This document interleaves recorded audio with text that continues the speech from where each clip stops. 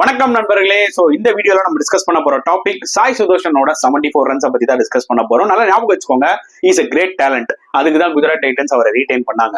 So இந்த மேட்ச்லயும் வந்து பாத்தீங்கன்னா ஒரு 43 பால்ஸ்ல ஒரு 74 நல்ல நாக் ஆடி கொடுத்துட்டு போனார். மோர் தென் 180 ஸ்ட்ரைக் ரேட். அது எல்லாமே செம்மையா இருந்தது பாக்குறதுக்கு. ஆனா ஒரு விஷயம் சாய் சுதர்ஷன் கண்டிப்பா பண்ணி ஆகணுங்க இந்த ஃபியூச்சர் மேட்சஸ்.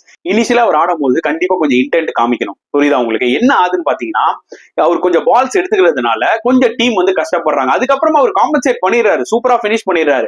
ஆனா நேத்து மேட்ச்ல வந்து பாத்தீங்கன்னா 240 ரன்ஸ் டார்கெட்ட அவர் இன்னும் கொஞ்சம் பெட்டரா ஒரு இன்டென்ட் ஸ்டார்டிங்ல இருந்தே காமிச்சிருந்தாருன்னா இந்த டார்கெட் அவங்க அச்சீவ் பண்ண சான்சஸ் நிறைய இருந்திருக்கு.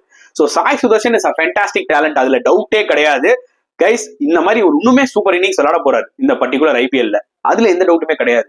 ஆனா ஒரே ஒரு விஷயம் தான் சாய் சுதர்ஷன் கிட்ட பிரச்சனை என்னன்னு பாத்தீங்கன்னா ஸ்டார்டிங் 2-3 பால்ஸ் எடுக்கிறது பிரச்சனை இல்லை, ஆனா 10 பால்ஸ்ன்றது இட்ஸ் டூ மெனின்ற மாதிரி எனக்கு தோணுது. ஹோப்ஃபுல்லி அனதர் பிளிஸ்டரிங் நாக் நம்ம சாய் சுதர்ஷன் கிட்ட இருந்து எதிர்பார்க்கலாம்.